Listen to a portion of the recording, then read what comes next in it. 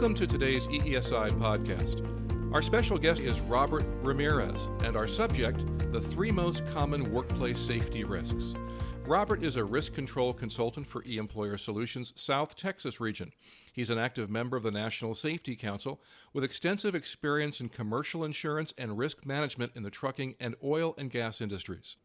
Robert previously held the position of Texas HSE manager for the largest independent wireline company in North America, leading his organization to a record 1,257 days of zero lost time.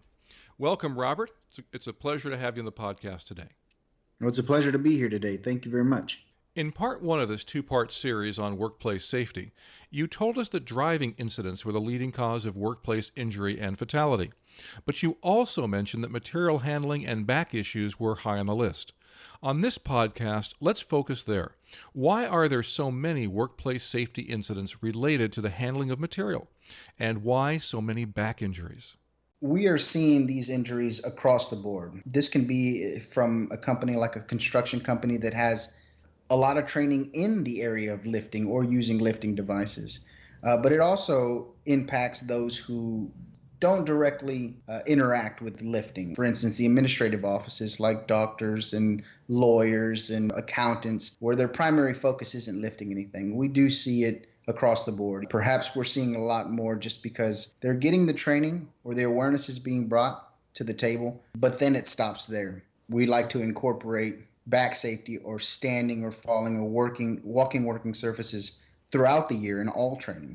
What are some common things that a small business owner should know or do or employ to make sure their employees are not going to suffer back injuries? A lot of times you'll walk into an office, for instance, let's say a dental office, and you will have a delivery from a UPS or a FedEx truck, and there'll be a couple of boxes. These are the instances where they don't get these packages all the time, but they do have to move them.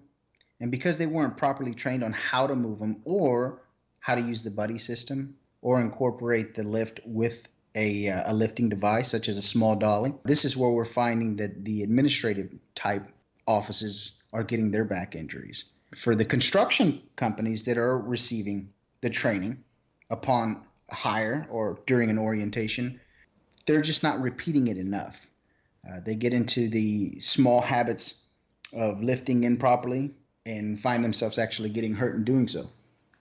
You also mentioned slips, trips, and falls. Why are companies incurring these injuries, and what can be done to prevent those?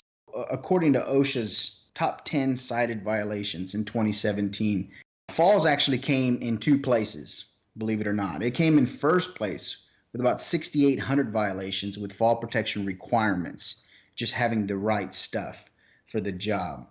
And then it also came in 9th place at little over 1,700 violations with the training. So this goes hand in hand with both having the equipment and then raising the awareness.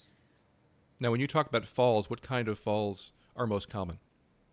The most common falls are at working level, not from elevated workplaces. This is your trips, your slips, you're walking on wet surfaces, muddy surfaces, uneven terrain, things in the walkways, poor housekeeping. So surface level falls are most common. What about elevated falls? According to the U.S. Department of Labor, actually 15% of workplace deaths occur from elevated falls. And that's second only to vehicle accidents. Now, as far as incidents being reported, that's 25% of reporting claims are fall related. So falls are a common workplace injury, and elevated falls in particular especially dangerous. What practical steps can a small business owner take to help prevent these types of accidents? The slips can be easily prevented by evaluating the walking working surfaces. For instance, when there is a slippery surface in an area where there's a lot of moisture, making sure that the employees are well equipped with slip-resistant soles. In the construction industry, depending on the uneven terrain that they're working on, they might be required to have steel-toe boots. Now, one of the common misconception is whether they should have a well-defined heel on their shoe or their boot or a flat heel. The well-defined heel is actually for climbing ladders, and the flat heel is for those who are on level ground. So making sure that the employees are equipped with the right footwear is where you want to start when it comes to slips, trips, and falls. Okay. What can employers do to protect employees that work at elevated levels? I'd definitely like to share a story.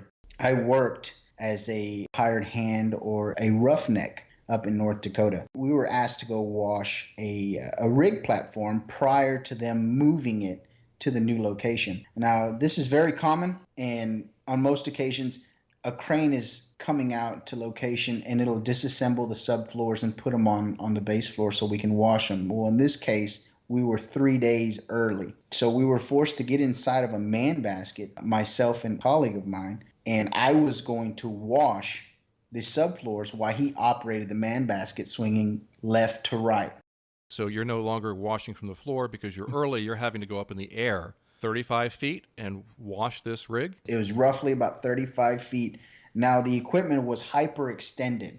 Every little movement that we made was magnified in the basket where we were standing. So while we were swaying back and forth to wash the subfloors about 30 to 35 feet up, I lost footing and actually fell off the man basket over the top rail about 30 feet down and landed straight on my back. Luckily, I was young and I was able to, I guess, recoup myself within a couple of hours. But that is something that I could have easily landed on one of the 100 items that were on the floor, and it could have been a lot worse. What could and should have been done to prevent that type thing? Well, the first thing is we should have been properly trained on how to use an aerial lift. We should have been trained on the do's and don'ts and the ins and outs of the aerial lift itself. One of them being that there's a 500-pound max capacity limit. Of course, with myself, the equipment, and the other operator inside the man basket, we were well over 500 pounds. The second part was inspecting the equipment. Now, the reason why I fell out is because the swing door arm on the man basket was missing its security pin. So that door was free to open back and forth. So we improperly inspected the equipment prior to use. We didn't have tie-off points. We didn't have the right training, so we could equip ourselves with the right harnesses, lanyards, and tie-offs. So all of these things could have easily been fixed with the proper training before we even went out to location. Now, you were fortunate in that event, but let's just say, for example, that you weren't. When an incident does happen, a fall-related incident, it's big. And sometimes they're so big that they really don't bounce back from it. They end up closing up shop. It's either financial strain, the strain on the employer from the loss of life that they could have prevented in one way or another. You don't see a lot of companies actually bouncing back from a fall-related fatality. If you were a small business owner, what would you do to ensure the safety of your workplace and to make sure that you don't have a business that goes out of business simply because of neglect in this area? That's a great question. My primary focus would be work-related training, a lot of training in every area of work that we perform. As a matter of fact, I was reading at one time in 2001, Liberty Mutual reported on an executive survey that they did that 61% of surveyed businesses reported a return on investment of $3 for every $1 spent on improving workplace safety. So that's primarily where I would start, is developing a workplace safety program with a lot of training. And I'm assuming that means training until the employees, it becomes a part of their work habit, their normal work habit, without having to think about it so much. Robert, thank you so much for your time. I do appreciate you having me on today and giving us a platform to talk about these three areas.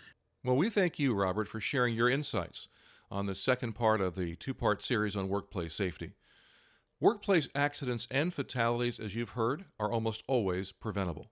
And if you really want to protect your employees, your company, and create a safer work environment, eESI's workplace safety training programs may be your answer.